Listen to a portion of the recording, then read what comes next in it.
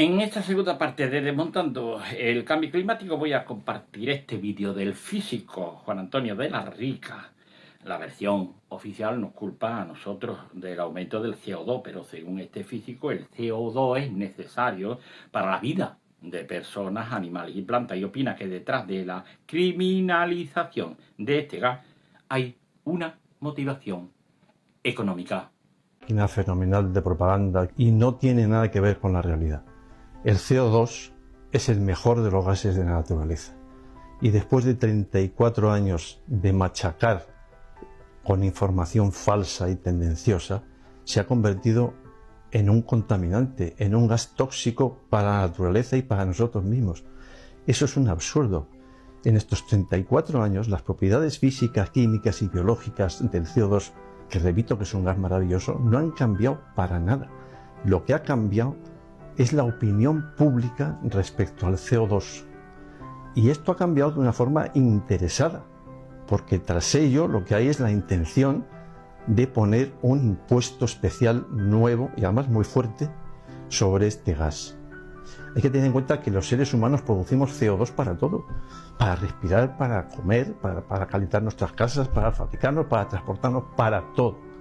Establecer un impuesto sobre el CO2 supone y significa una cantidad de dinero al cabo de un año verdaderamente fabulosa. Yo he calculado que eso puede ser un incremento de impuestos como del 5%. Y de hecho, no son impuestos futuros y quizás sí o quizás no. La industria ya está pagando esos impuestos. El segundo paso es que empecemos a pagarlo los particulares. Es decir, que además de pagar un impuesto fuerte por comprar gasolina, paguemos otro impuesto fuerte por usarla. Y esto es un disparate, porque es lo mismo que pagar un impuesto por comprar pan y un segundo impuesto por comérnoslo. Absurdo. La vida en la Tierra nació de tres componentes. El CO2 de la atmósfera, que hace 3.800 millones de años era abundantísimo, había un 18%, mientras que de oxígeno solo había un 1%. El agua de los mares y la energía del sol. Esos tres componentes son los componentes básicos de la vida. Por supuesto, el más básico de todos es el CO2. A partir de ahí se creó la vida. Esa vida se alimentó de CO2 y fue transformando CO2 en oxígeno. La respiración de las plantas y las bacterias vegetales lo que hacen es respirar CO2 y producir oxígeno.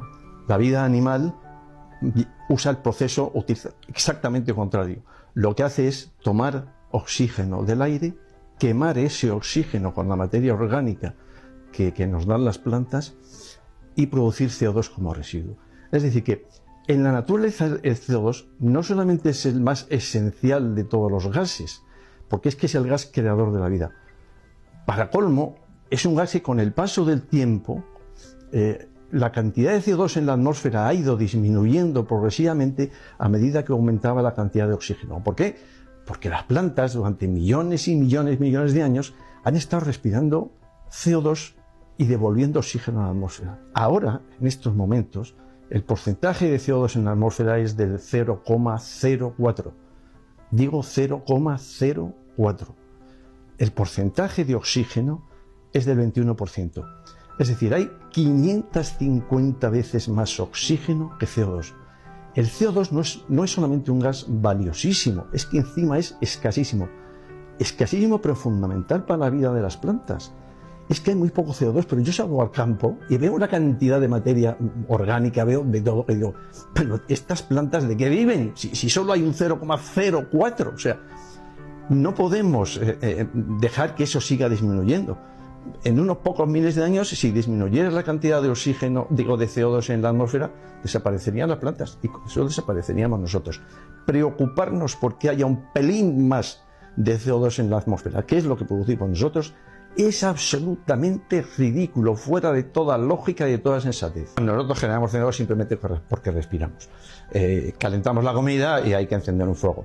La calefacción de nuestras casas es gasoil y hay que gastar CO2. Vamos produciendo CO2 de forma natural. Entonces, pero quizás lo más importante, yo creo, para el lector es entender, digamos, la maldad del CO2 que podemos producir. Es decir, nosotros somos productores de CO2. ¿Ese CO2 es dañino para la atmósfera? Esa sería la pregunta clave. Es decir, que estamos de verdad contaminando nuestra atmósfera. Y además eso me da pie para sacar una pequeña estadística que hice hace poco, poniendo de manifiesto el tremendo engaño y los líderes del cambio climático nos están planteando con esta historia, que es ridículo, absolutamente ridículo. La gente, yo en el año 19 hice una pequeña encuesta sobre la cantidad de CO2 que producen los humanos y la que producen los automóviles. La respuesta media es que los automóviles producen 1000 veces más. 1000 veces más. Luego hice los estudios pertinentes y la realidad es que el automóvil y los seres humanos producen casi la misma cantidad de CO2. La misma. Pero la gente, la sociedad, cree en estos momentos que el automóvil produce 1000 veces más CO2 que el ser humano. Y entonces dice, bueno, claro, que esta cantidad monstruosa de CO2 la naturaleza no la puede aceptar. Pero ¿cómo monstruosa? Si es la misma que producimos nosotros. Es una cantidad insignificante. Lo que tenemos que hacer es sumarnos a la masa de gente que cada día es más grande, que exige que se le diga la verdad, no que se le tome el pelo y que se le manipule. Esto de pensar que somos unos malvados los seres humanos es totalmente falso. Nada más que es un recurso para decir, ¿sois malos? Pues ahora condenados a pagar.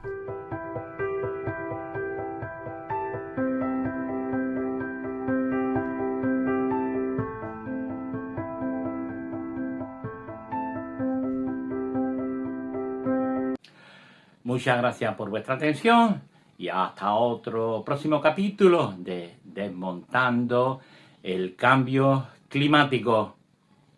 Hasta la vista.